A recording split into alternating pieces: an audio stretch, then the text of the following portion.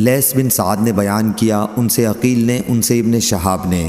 دوسری سند حضرت امام بخاری نے کہا اور مجھ سے سعید بن مروان نے بیان کیا اور ان سے محمد بن عبدالعزیز بن ابی رزمہ نے، انہیں ابو صالح سلمویہ نے خبر دی، کہا کہ مجھ سے عبداللہ نے بیان کیا، ان سے یونس بن یزید نے بیان کیا، کہا کہ مجھے ابن شہاب نے خبر دی، انہیں عروہ بن زبیر نے خبر دی اور ان سے نبی کریم صلی اللہ علیہ وسلم کی پاک بیوی عائشہ رضی اللہ عنہا نے بیان کیا کہ رسول اللہ صلی اللہ علیہ وسلم کو نبوت سے پہلے سچے خواب دکھائے جاتے تھے، چنانچہ اس دور میں آپ صلی اللہ علیہ وسلم جو خواب بھی دیکھ لیتے وہ صبح کی روشنی کی طرح بیداری میں نمودار ہوتا۔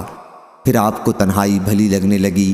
اس دور میں آپ صلی اللہ علیہ وسلم غار حرا تنہا تشریف لے جاتے اور آپ صلی اللہ علیہ وسلم وہاں تحنس کیا کرتے تھے۔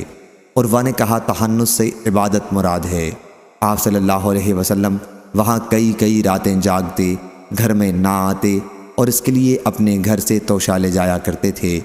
پھر جب توشہ ختم ہو جاتا پھر خدیجہ رضی اللہ عنہا کے ہاں لوٹ کر تشریف لاتے اور اتنا ہی توشہ پھر لے جاتے۔ اسی حال میں آپ غار حرا میں تھے کہ دفتن آپ پر وحی نازل ہوئی، چنانچہ فرشتہ آپ کے پاس آیا اور کہا پڑھیے۔ حضرت صلی اللہ علیہ وسلم نے فرمایا کہ میں پڑھا ہوا نہیں ہوں۔ حضور صلی اللہ علیہ وسلم نے بیان کیا کہ مجھے فرشتے نے پکڑ لیا اور اتنا بھینچا کہ میں بے طاقت ہو گیا۔ پھر انہوں نے مجھے چھوڑ دیا اور کہا کہ پڑھیے۔ میں نے کہا کہ میں پڑھا ہوا نہیں ہوں۔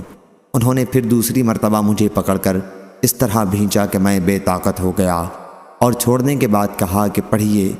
میں نے اس مرتبہ بھی یہی کہا کہ میں پڑھا ہوا نہیں ہوں۔ انہوں نے تیسری مرتبہ پھر اسی طرح مجھے پکڑ کر بھینچا کہ میں بے طاقت ہو گیا اور کہا کہ پڑھیے اپنے پروردگار کے نام کے ساتھ جس نے سب کو پیدا کیا، جس نے انسان کو خون کے لوتھڑے سے پیدا کیا ہے۔ آپ پڑھیے اور آپ کا رب بڑا کریم ہے جس نے قلم کے ذریعے تعلیم دی ہے، سے آیت علم الانسان ما لم یعلم تک۔ پھر حضرت صلی اللہ علیہ وسلم ان 5 آیات کو لے کر واپس گھر تشریف لائے اور گھبراہٹ سے آپ کے مونڈھے اور گردن کا گوشت پھڑک حرکت کر رہا تھا۔ آپ صلی اللہ علیہ وسلم نے خدیجہ رضی اللہ عنہا کے پاس پہنچ کر فرمایا کہ مجھے چادر اوڑھا دو، مجھے چادر اوڑھا دو۔ چنانچہ انہوں نے آپ کو چادر اوڑھا دی۔ جب گھبراہٹ آپ سے دور ہوئی تو آپ صلی اللہ علیہ وسلم نے خدیجہ رضی اللہ عنہا سے کہا اب کیا ہوگا؟ مجھے تو اپنی جان کا ڈر ہو گیا ہے۔ پھر آپ صلی اللہ علیہ وسلم نے سارا واقعہ انہیں سنایا۔ خدیجہ رضی اللہ عنہا نے کہا ایسا ہرگز نہ ہوگا، آپ کو خوشخبری ہو، اللہ کی قسم اللہ آپ کو کبھی رسوا نہیں کرے گا۔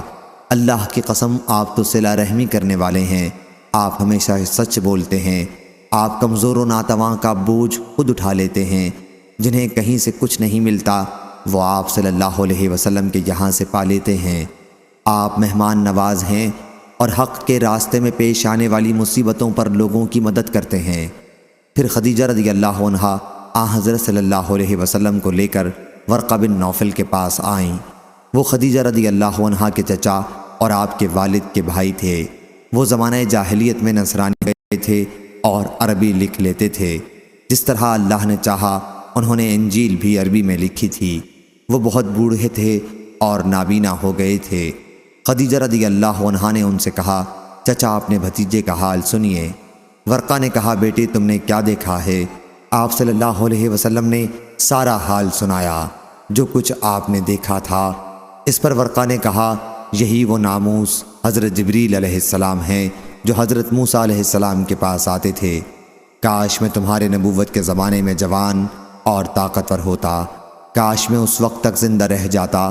پھر ورقہ نے کچھ اور کہا جب آپ کی قوم آپ کو مکے سے نکالے گی؟ حضرت صلی اللہ علیہ وسلم نے پوچھا کیا واقعی یہ لوگ مجھے مکے سے نکال دیں گے؟ ورقہ نے کہا ہاں، جو دعوت آپ لے کر آئے ہیں اسے جو بھی لے دعوت ضرور کی گئی۔ اگر میں آپ کی نبوت کے زمانے میں زندہ رہ گیا تو میں ضرور بھرپور طریقے پر آپ کا ساتھ دوں گا۔ اس کے بعد ورقہ کا انتقال ہو گیا اور کچھ دنوں کے لیے وحی کا آنا بھی بند ہو گیا۔ آپ صلی اللہ علیہ وسلم وحی کے بند ہو جانے کی وجہ سے غمگین رہنے لگے۔ صحیح بخاری حدیث نمبر 4